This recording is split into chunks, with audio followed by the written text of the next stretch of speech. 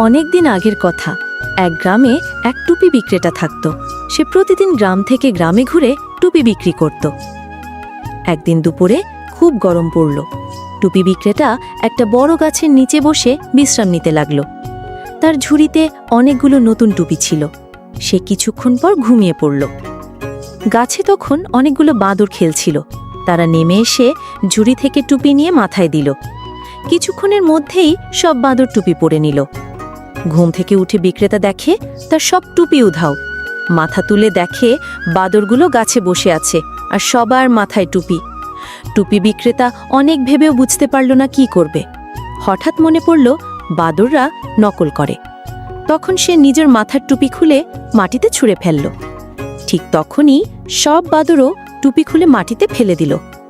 বিক্রেতা খুশি হয়ে সব টুপি কুড়িয়ে নিল, আবার ঝুড়িতে ভরে নিল আর পথ চলতে লাগলো।